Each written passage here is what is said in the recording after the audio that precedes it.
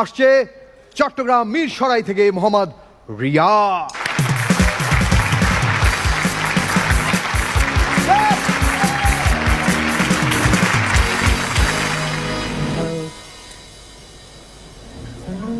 বাজান শার্টটা কেমন? এটা কিন্তু বাইরের প্রোডাক্ট, শপিং মলের বাইরের। আমরা তো শপিং মলে সবাই যাই না? আপনারাও যান। বড় বড় শপিং মলে দেখবেন ঢোকার সময় দুটা লাইন থাকে সিকিউরিটি চেক করার জন্য, একটা মেয়েদের লাইন, একটা ছেলেদের লাইন। মেয়েদের লাইন দেখেন সামনে বক্স করা অথবা পর্দা টাঙানো সুন্দর। ছেলেদের লাইন দেখেন না আছে পর্দা না আছে বক্স, খোলা ময়দানে সিকিউরিটি ছেলে হাতাইতেছে, আশিক বানায়া করতেছে। আমার বাসার পাশে একটা অভিজাত শপিং মল আছে, আমি প্রায় যাই এসির বাতাস খাইতে। আমি যখন ঢুকি ওখানে একটা সিকিউরিটি আমাকে হাতাইতে হাতাইতে মজা পেয়ে গেছে। এখন আমাকে যখন সে দেখে দূর থেকে, এই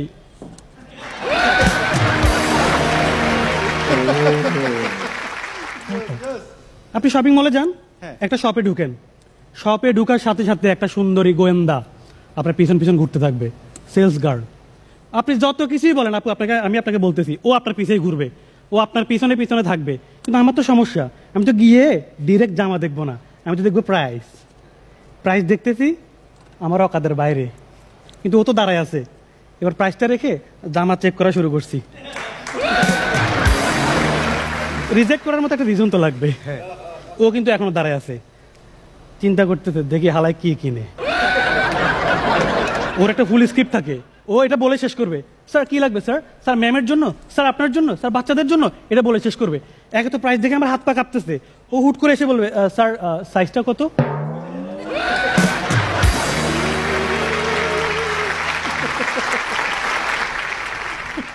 মানে এখন তো জামা কাপড়ের এত দাম, তারপরে সেলস পার্সনের ঝামেলা। আমি ভয়ে শপের ভিতরে ঢুকি না, আমি বাইরে থেকে দাম দেখার চেষ্টা করি। একদিন দেখতেছি বাইরে থেকে দাম কত, আবারও অকাদের বাইরে দেখতেছি। হুট করে একটা সেলসম্যান এসে বলতেছে স্যার ভিতর থেকে দেখেন, ভিতরে এসে দেখেন, ভিতরে এসে দেখেন। আমি বলছি না আমি আরো দামি কিছু খুঁজতেছি।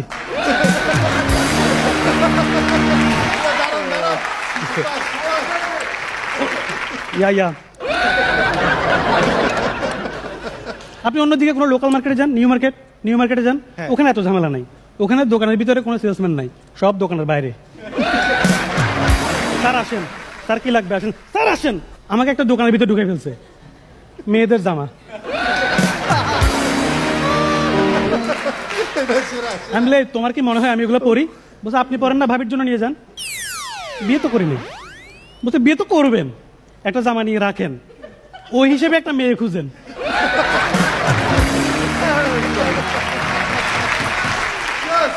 তুষার ভাই গত 5-5টা বছর আমি ওই জামা নিয়ে ঘুরতেছি।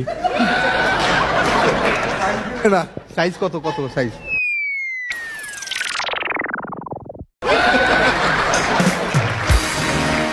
ভাই আমার একটা জোক নষ্ট করে দিচ্ছে।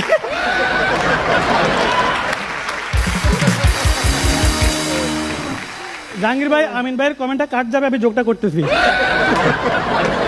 মজার বিষয় হচ্ছে আমার 3টা জায়গায় বিয়ে ঠিক হয়েছে, সবকিছু ঠিকঠাক, কিন্তু বিয়ে হয় নাই, কারণ জামার সাইজে তো মিলে না।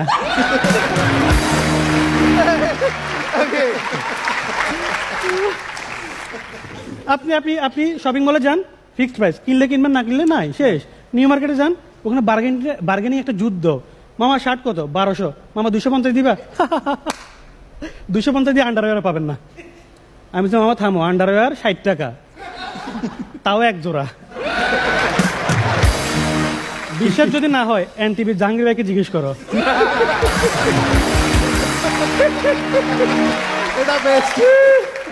ও বলতেছে এত কথা বলে লাভ নাই, যান আপনাকে আমি কিনা দামে ছেড়ে দিচ্ছি, 1000 টাকা দেন, আপনার সাথে কথা বলে ভালো লাগছে। কথাই তো কইলাম না, ওর ভালো লাগছে। আমি এত পারবো না, 50 টাকা বাড়াই 300 দিলে দাম, না দিলে নাই। বলছে 300, আচ্ছা নিয়ে যান। এই বদমাশ একটু আগে আমাকে কেনা দামে 1000 দিচ্ছিল, ও এখন আমার 700 টাকা লস করে দিচ্ছে। কেন? কারণ আমার সাথে কথা বলে ভালো লাগছে।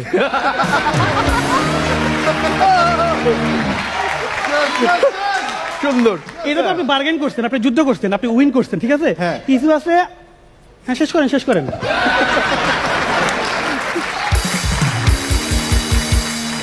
কিছু আছে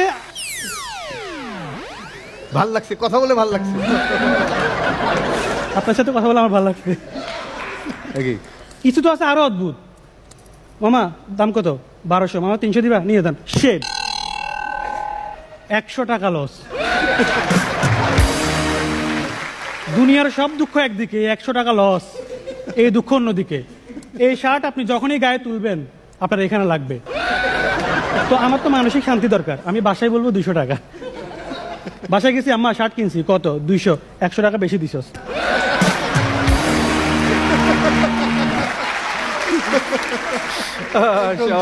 সত্য সত্য।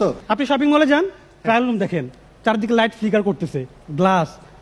মেয়েরা জামা পরে উপরে, কিন্তু ট্রায়াল করে এভাবে, কেন করে আমি জানি না। ঠিক আছে, আপনি নিউ মার্কেট যান, ট্রায়াল রুম হাতের মধ্যে, একটা লুঙ্গি।